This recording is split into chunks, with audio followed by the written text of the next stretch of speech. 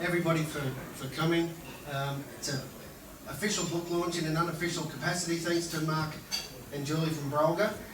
I've been telling everyone how good you guys are, so I expect a lot of books. So everything that happens from now and everything that you read in that book is Shane Bond's fault.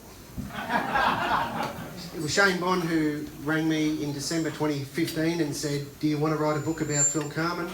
I was at work, almost fell off my chair, and I immediately said yes. So when I spoke to Phil, I said, "Phil, this is not going to be a fairy floss biography because I've read thousands of them. I hate them. It's got to explore the good and the bad." Phil just said, "Absolutely." So we sat down for 11 hours, 2 days, February 2016. I didn't know him, but he was there. He was an open book that just needed to be written. Everything I asked, he answered honestly. And he had to, because I'd done a whole heap of research, so he couldn't bullshit me. It was after that I started thinking, there's a few gaps here. That's when I went on the hunt, and I found the former footballers, Jeff Southby, not there, yeah, behind. Jeff Southby, a whole heap of guys from North Melbourne, from Essendon, from Collingwood, obviously, Bondi. I then discovered that Phil had obviously headbutted Graham Carberry, but there had been an incident in Canberra. Tracked down the boundary umpire Andrew Toy, he's over there, who spoke for the first time about it. Give him away.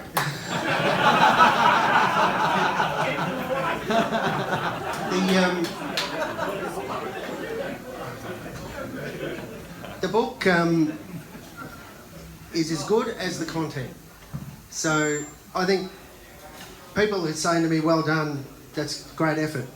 I reckon it's rubbish, because Phil's story could have been written by a 6-year-old and everyone would have been fawning over it. He had such a good story to tell, and the former footballers who contributed to it, although it wasn't always complimentary, and people are going to read things about Phil and just think, "What the hell was wrong with you, Phil?" And I've asked Phil, and Phil, do you know what? You don't know, do you? So I immersed myself in it. It took 10 months. It's been 19 months since Shane Bond made that call, and it's a hell of an effort. A lot of people go into publishing a book, and I'm just thrilled that it's out and that everyone's here. Well, you've done a great job, Matt. Okay. Now, it would be completely inappropriate if the biographer of the subject were in the room and didn't do the interview. So he knows it back to front. So to start us off, we're going to have Matt Watson introducing Phil Carman. All right, everybody. Here he is, Fabulous Phil, superstar, missed out on the Brownlow by 3 votes after missing 8 games in 1975, winning a Copeland Trophy after missing 8 games, Collingwood Life member, legend of the club, legend of football, Phil Carman.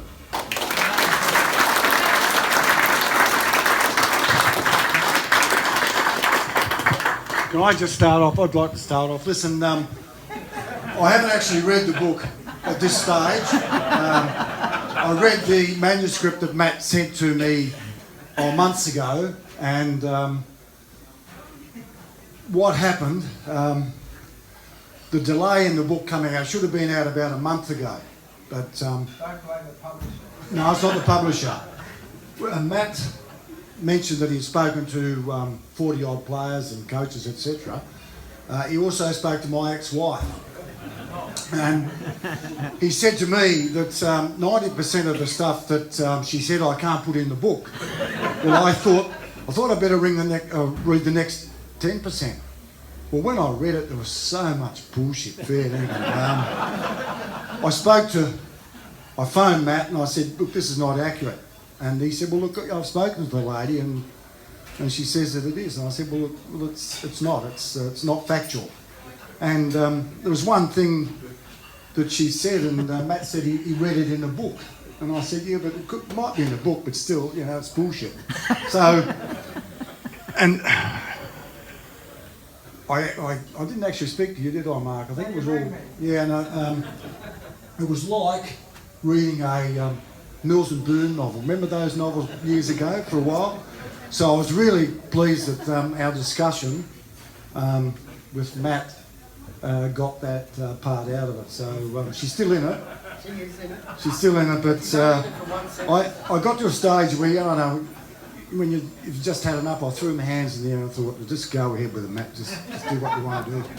You're going to tell us what it was? Too much. There was a lot of stuff that she had told me about Phil, and as I said, I couldn't use 90% of it because it was shocking. And of the other 10%, I couldn't use probably 8% of that. So she came across in a very balanced way in the end. So Phil, I want to ask you, tell everyone how it felt to sit down for 2 days and lay your life bare like you did. Yeah, absolutely draining, because I'm a person that really doesn't have a lot to say, but you can laugh, but it's the way it is. To sit and talk about yourself, it's really difficult, and I would have expected, as you said, we spoke for the Thursday afternoon and then Friday, most of Friday. I got a lot out, I thought, a lot of it, but I was expecting you, Matt, probably to ring me again and sort of verify a lot of other things, but as Matt said, he spoke to a lot of other people, and they certainly had a lot more interesting things to say than what I could have probably said to you as well. They did. They all said he was an absolute standout footballer who just couldn't knuckle down. And there were examples they gave me, and some I didn't use, of Phil not conforming to what the coaches wanted, what his teammates wanted. You're probably aware that Max Richardson and Phil punched on a training a few times. There's an extract on the Footy Almanac website about that. So on the one hand, his teammates were in awe of the guy, but frustrated at the same time. So he ended up missing the 77 grand final for hitting Michael Tuck. When I reached out to Michael Tuck, he didn't want to talk to me because he didn't want to be seen as the reason that Phil missed out. But it was the punch that Phil missed out. Tucky, 40 years on, is still doing the... when you go to the tribunal, you don't dob in your opponent. But eventually he gave me an interview, and Tucky talked about a brutal era of football, of which that incident was just a part of. And, you got Bondi over there, Phil here, Doug Gott over there, who broke his leg in that grand final. Could they have been premiership players had you not been suspended? Oh, it's easy to say now. Of course they would have. But when you were playing, you think, you don't think about that then. But as the years roll on, Percy, we get so much better, don't we? And that's why I'm really chuffed now that the book is out, because I am pretty good. When you read the book, there are a lot of things in the book that, I've done a lot of crazy things, which that's really stupid. But Matt talked about training at Collingwood. I was a fitness fanatic, and I was fortunate when I came to Collingwood that I was employed as their, what do you call them, a development officer. So therefore I didn't have to work, which gave me the opportunity to train in the morning. I'd run the tan in the morning, and sometimes with guys that were professional runners, so, I always had plenty of time. And then when we got to training, I don't know, a lot of you guys would have played footy, and you know what it's like. You stand in at the back, you have a little shot at the ball and you have to go to the back of the group. Well, I used to get bored with that, and I thought that you're far better off training on your own.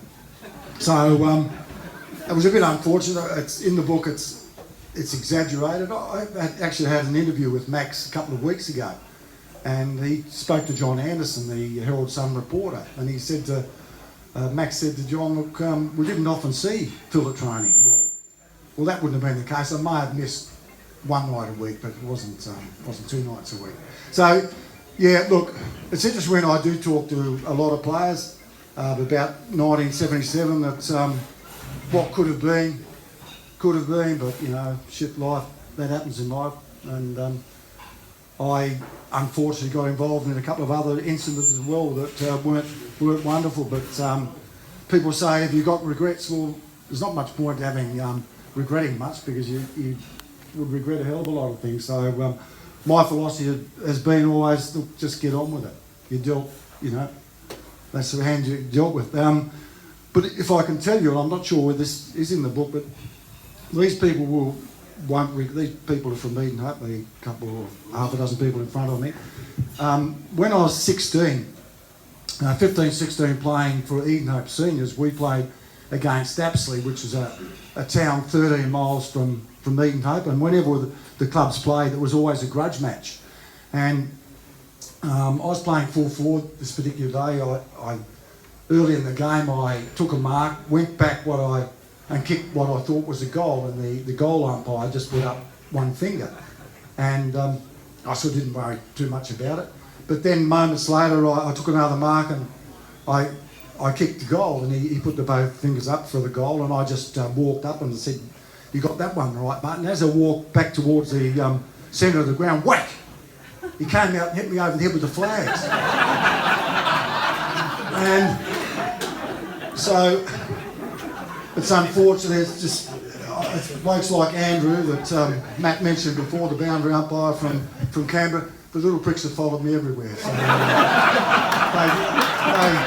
they just made life difficult. So, Phil, your favourite memory of football doesn't exactly involve playing VFL football.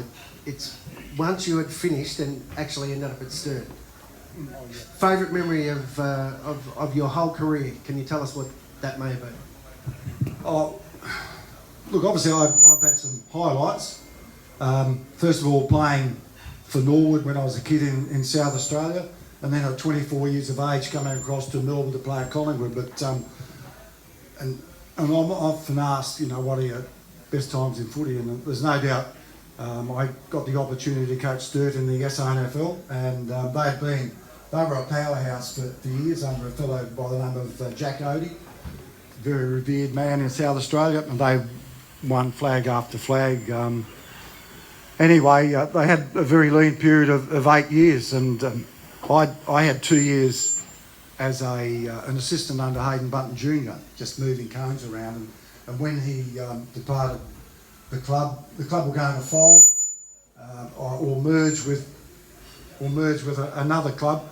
Anyway, they took a bit of a punt. They were looking for a coach, and they appointed me. And we didn't win a game in my first season as coach. I recall the chairman of selectors, Darryl Hicks.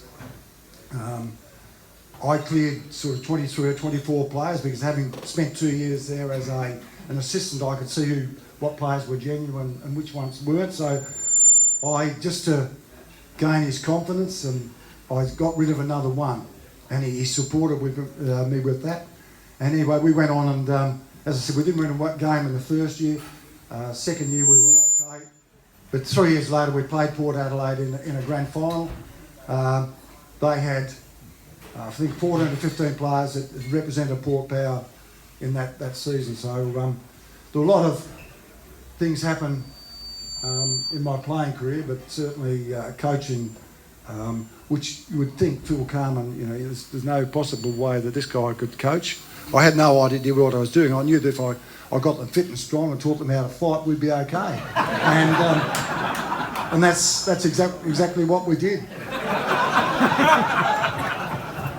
Now, when you played in the 70s, you played hard on the field and played hard off the field. Is it fair to say that there might have been a bit of a drinking culture at Collingwood and the other clubs back when you played? Absolutely. It's interesting, there's a couple of guys here today. My second game, I think it was at Princes Park. I played against Percy and also Jeff over there. I was actually Jeff's opponent that day. And I couldn't believe it. We didn't go back to Collingwood after that game. I went into the social club and drank with these fellows. The blokes that I watched play footy for years. I was with these fellows and Jezza and Dooley, and it was a great time. Yeah, the culture was unbelievable. You would play the game, But after the game, we would always, both clubs would get together after the game and we'd have a drink. And you'd play up all that Saturday night. At Collingwood, we would get there and have a lap or two of the Oval. Don't know whether Bondi and Doug were in this, but we would then watch the World of Sport. You'd have a few drinks and something to eat, so you were well on the way, and then you head off to Pran or one of those clubs and watch the VFA play. So that went on sort of week after week. It was great fun. Yeah, I'll leave it there. Yeah, let's just say that a lot of the wives didn't see their footballing partners much of the weekend.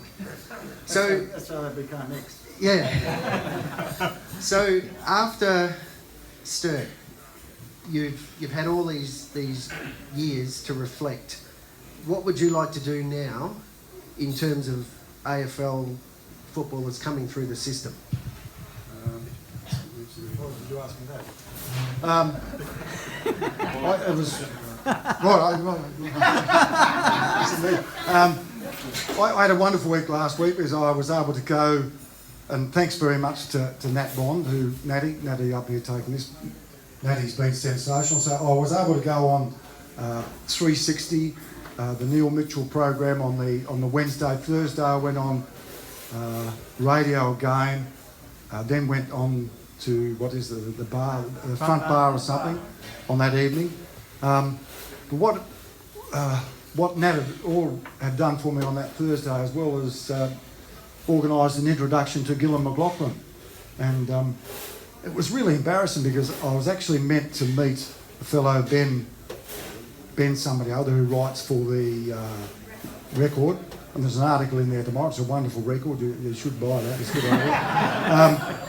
Yeah, I was meant to meet Ben, but that meeting fell through, and they said, well, you've got an opportunity to meet Gillon. And Nat and I were sitting down there thinking, what does he sort of want to see me about? Anyway, we went up, and all I could think of, I had a book. I said, look, I'd like you to, present you with a book. And he asked me what I was doing, and I said, look, I just want to get involved in mentoring young players because he knew well of my experience, and he thought perhaps it might be an idea that I could help young players that keep them off the track and that sort of thing. So nothing has come of it yet, but I'm anxious to. He said he'll get back to me. Yeah, I just would love to go and talk to young people, young players. It's interesting today that some kids still get into trouble because you would think with all the managers they've got and the support around the clubs that they would be sort of on the ball, but some are misled from time to time. Righto. I think that's about... I did have something else, but I forgot it, so I don't know. Oh, no, what I wanted to say is for someone with the status that Phil has in the game, for him to sit back while I went digging for dirt and incidents on him and talking to all these other footballers, Phil never once, aside from the ex-wife part, which is understandable, Phil never once interfered with the writing process. He never said, I don't want what he said in there. He copped what his teammates said, and he copped it with good grace. And that's why when Mark Robinson on AFL 360 asked Phil if this is an honest account of his career, I nearly spat my beer on the computer because he couldn't have been more honest. Thanks.